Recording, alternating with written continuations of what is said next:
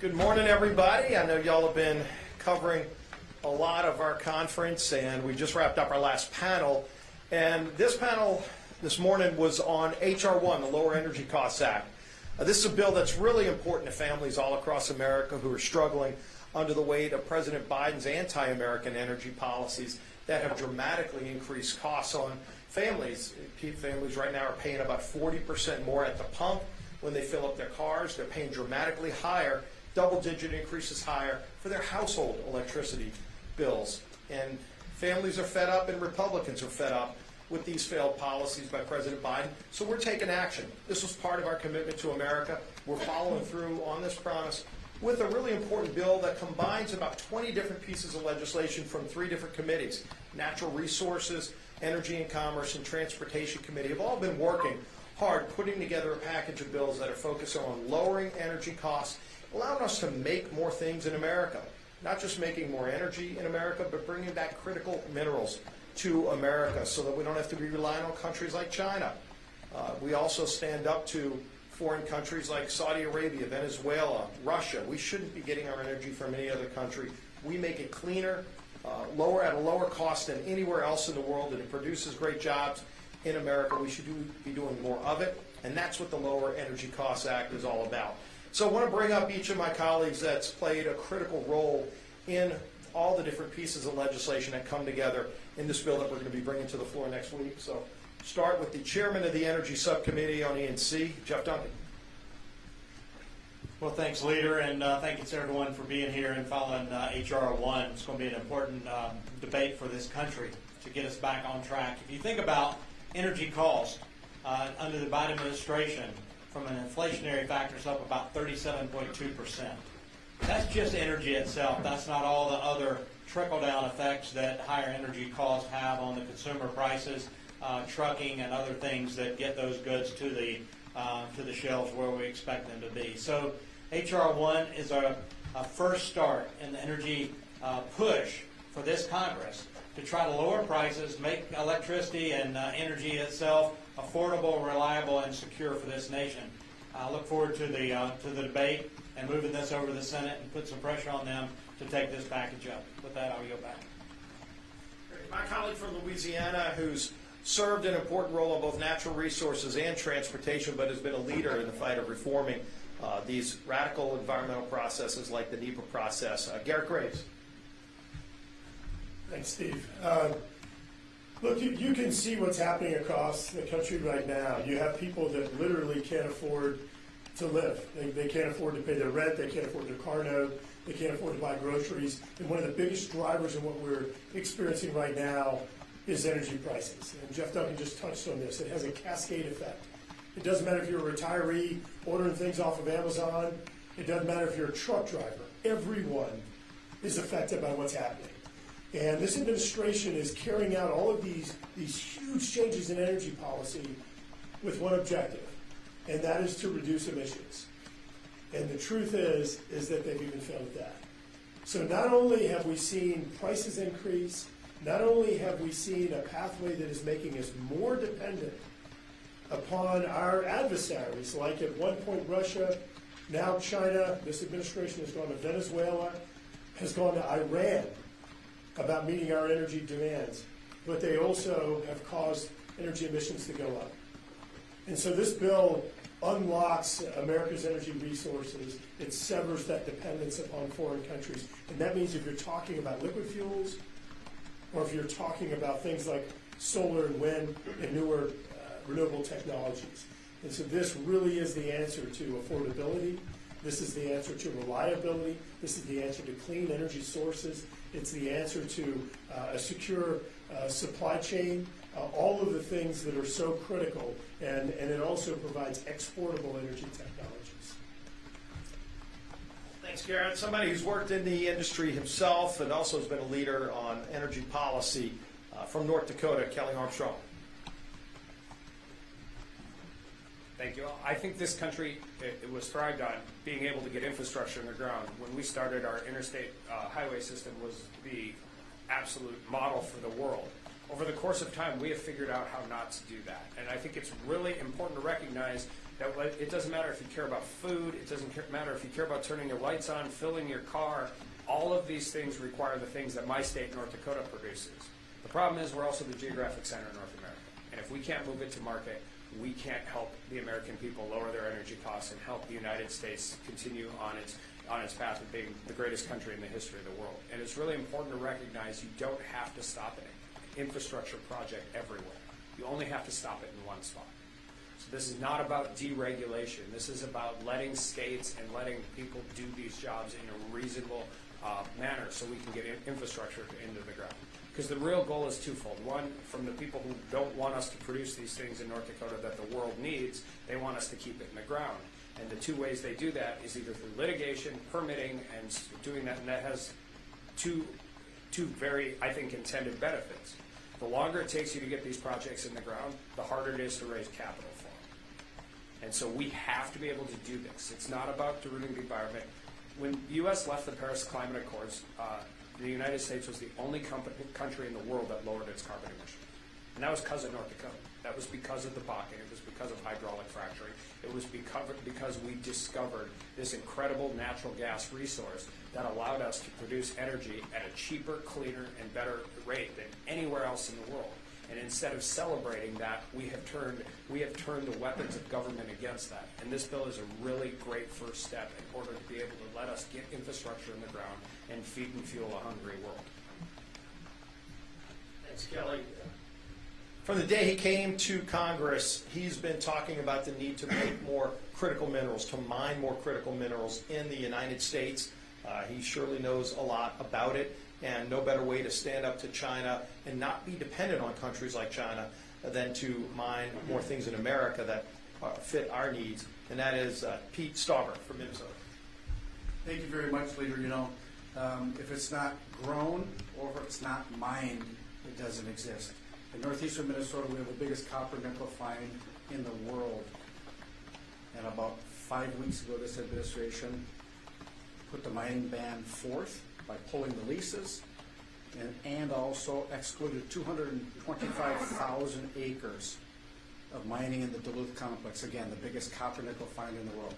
We just talked about renewable energy. For those of you who don't know, every windmill has between 3,000 and 5,000 pounds of copper. Every solar panel has critical minerals in it. We cannot rely on foreign adversarial nations any longer. We can't allow the dependency and the safety and security of this nation to be in the palm of the hands of adversarial nations such as China. We can do it here. We do it safely. We have the best environmental standards and the best labor standards, and we have the workforce to do it. You all saw the memorandum of understanding with the Congo. 15 of the 19 industrial mines in China or in the Congo are owned by the Chinese government. They use child slave labor, by the way. This administration is turning a blind eye to it to meet their green agenda. That's unethical and immoral, and it's wrong that the United States allows child slave labor to be mined, and then we purchase it. Unacceptable when we have it right here. This administration, they want to mine anywhere but America, and they want to use any workers but the American workers. Thank you, Pete. With that, we'd be happy to take any questions. Yeah. So there's some criticism of this bill that it's simply a messaging thing, and I wanted to get your response to that, as well as is there a part of this legislation that you think could be teased out, passed in a Democratic-controlled Senate, and be signed into law by Joe Biden? It's amazing to see that there are some people in the Senate and in the White House that would like our country to remain dependent on foreign nations for our energy. When we can make it here in America cleaner and less expensive than anywhere else in the world. And so let the critics go out there and yell and scream, but the question that's got to be asked, whether it's Chuck Schumer in the Senate or President Biden in the White House, is why would they want to be dependent on foreign countries like Venezuela, Saudi Arabia, Russia, for our energy when we can make it here better than anybody else in the world? What do they have against making things in America? Because President Biden surely doesn't have a problem with getting our energy from Saudi Arabia because he got on Air Force One and flew all the way over there. And we checked, there are no solar panels on Air Force One. It took a lot of jet fuel to get all the way over there and back. And yet the hypocrisy of President Biden's climate czars flying all around the world on private jets to tell people here in America to wreck their lifestyle. I think people are tired of the hypocrisy of that message. They know that nobody makes things better than America. Why not make more things here in America? And oh, by the way, if we do pass the Lower Energy Costs Act, it will lower costs for families who are struggling under the weight of President Biden's anti-American energies that are driving inflation.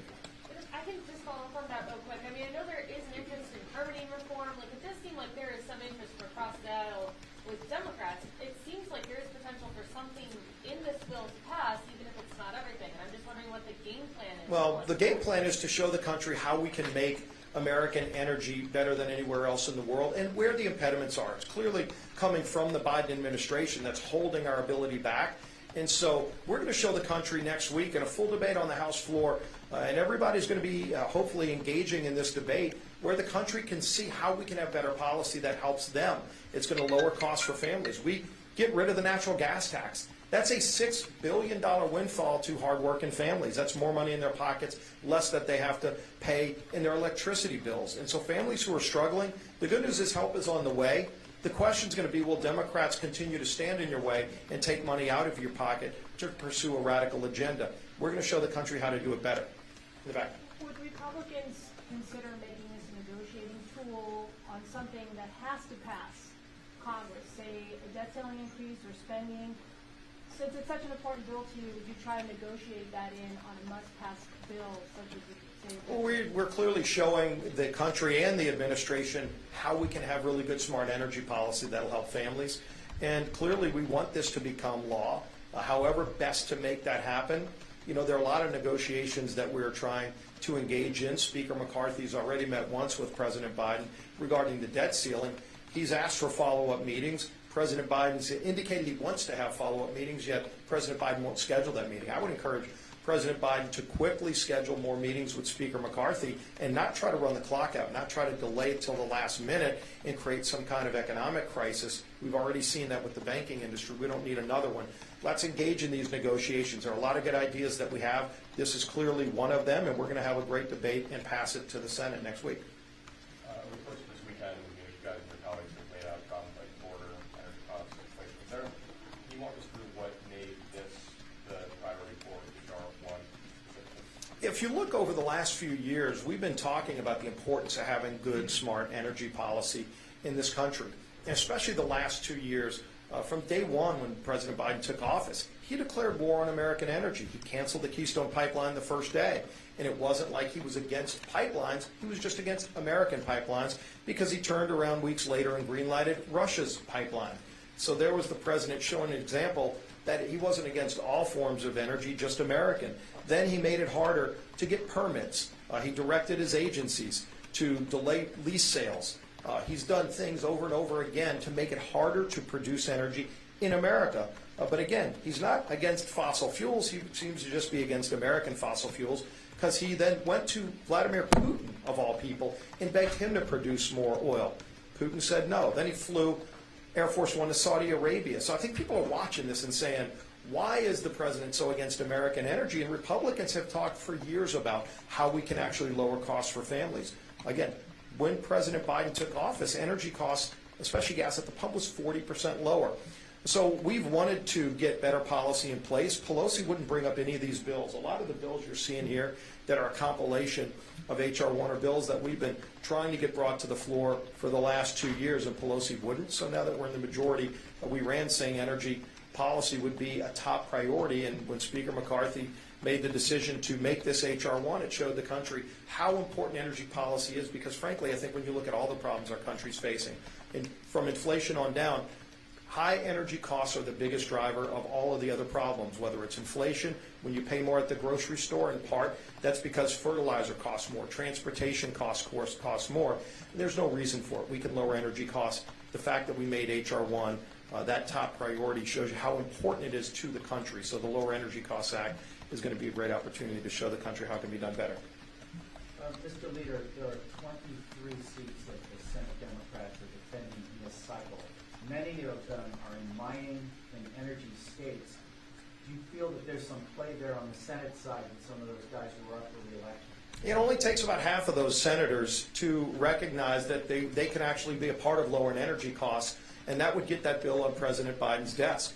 And look, I know a lot of people, rightfully so, are maybe questioning, well, can this even pass the Senate just because Chuck Schumer said no? Well, just go back to a bill that the president signed yesterday. And I'm applauding, by the way, the president yesterday joining with us to sign the D.C. crimes bill, a bill that's going to lower crime in D.C. Initially, President Biden was against that bill. Initially, you had a lot of Senate Democrats wouldn't even say that they would support the bill, but once they saw it come out of the House with bipartisan support, the country was involved. You saw Mayor Lightfoot get defeated in Chicago in part because of crime, and the Senate felt the pressure. And President Biden felt the pressure, and once he knew that bill was going to get to his desk, he reversed course and said he'd sign it. I'm glad he signed it yesterday because that is going to lower crime, and I want to applaud Andrew Clyde, who authored the bill, for bringing that forward. But it's just another sign that as House Republicans lead, I'm fine if the president wants to come along and follow with us, and senators who are recognizing now that their voters are going to be paying attention to what they do today when they vote next November. So there's a lot of opportunity for those senators to join us and put that bill on President Biden's desk.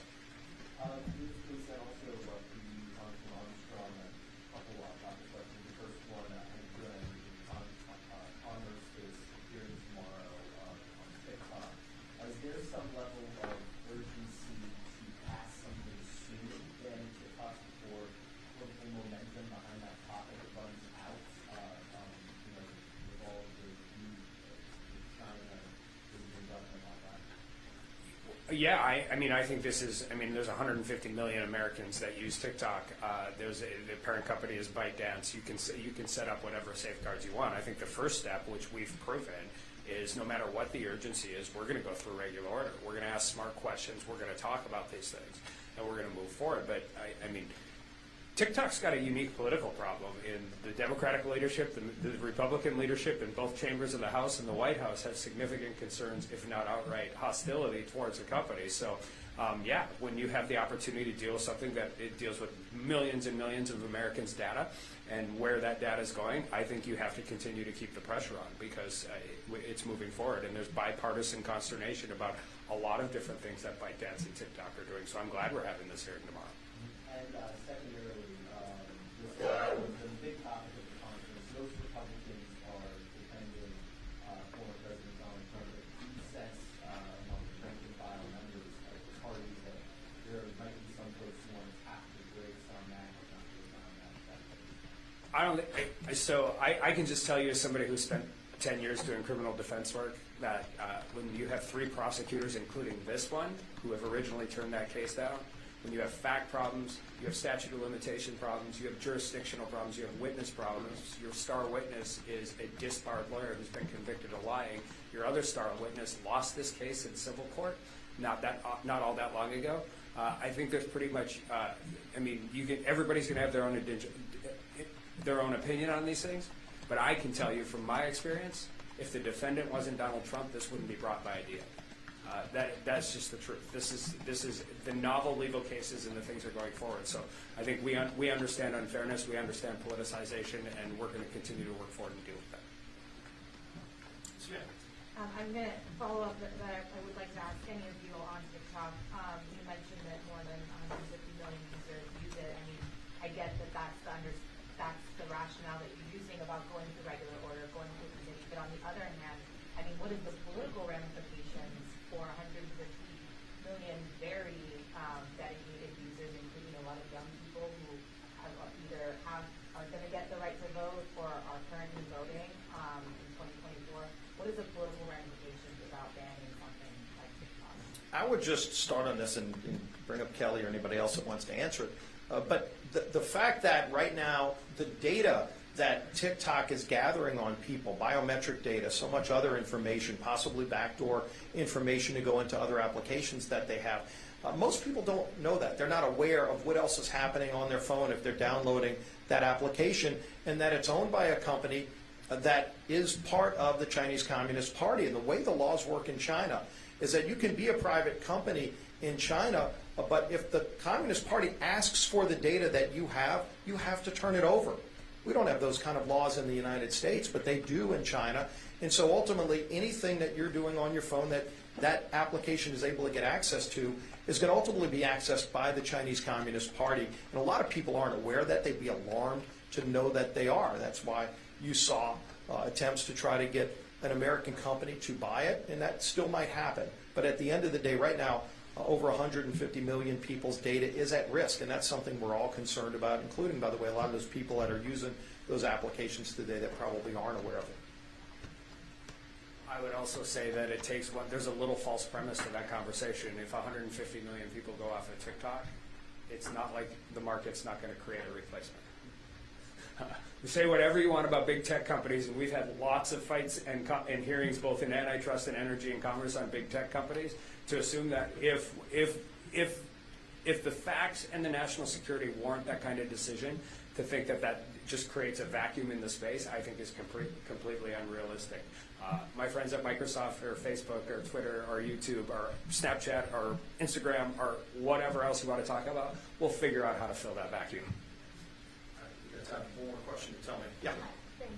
Leaders, please, can you just tell us a little bit about the floor ahead? You've all had a chance to talk about your priorities and, build some common ground in this retreat. The rest of this week, next week with HR 1, we'll be on break. What's the next work period look like for us? Can you tell us will you be ready to bring bills on border security package, budget be ready? You must have been listening in on our conversations, but yeah, this has been obviously a topic of conversation about the whole agenda. But if you go back to last year, Speaker McCarthy was very clear, and our conference came together. We made a decision early off that we wanted to run on an agenda, positive, conservative, kind of that bold conservative agenda to show the country what we would do if we got the majority. We call it the commitment to America. And the good news is, I think what's refreshing in Washington is that we're following through on that promise. And so if you go back to the commitment of America, it really shows you the roadmap for what we're going to be working on, not only the past few weeks, but the weeks and months ahead. So we've already been following through. Again, we said we'd tackle crime in communities. We brought a bill to the floor that nobody thought could become law. Yesterday it got signed into law that's going to lower crime and hopefully create thousands fewer victims in the District of Columbia. We said that we would address the fact that parents ought to have a say in their kids' education.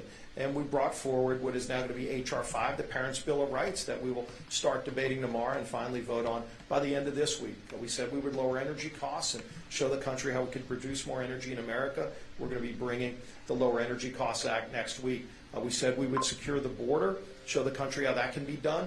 And so now you've got the Judiciary Committee and the Homeland Security Committee working on a package of legislation going through regular order. And again, I think this has been encouraging that people can actually watch not only Congress in action again, they can watch committees meeting in person again. Some of those committees went down to the border and had some very powerful hearings, not just in Washington, D.C., where we make the laws, but going into communities where the problems start, being on the front lines to actually recognize and talk to the people that are having to deal with the failures of the Biden administration to better be able to go address those in Washington. And you're going to see that as a continued trend. And so we're going to be bringing a border security package. We talked a lot yesterday about the budget. Jody Arrington and his committee are already working on a menu of options to bring forward a budget. Speaker McCarthy, again, has been engaging the president or trying to engage the president in real honest negotiations about dealing with the debt ceiling while addressing the spending problem in Washington, which is clearly a major concern. Before you know it, we'll be into the summer process where we do appropriations bills. We talked about finally getting the appropriations process working again after 4 years of Speaker Pelosi's top-down approach to not really confronting some of those other problems. So this Congress is off to a really good start. We're working hard on addressing all the problems that families are facing and following through on the promises we made in the commitment to America. So there's been a lot of really good work done. There's been a lot of big successes, and the best is yet to come. So y'all stay tuned. We'll see y'all soon.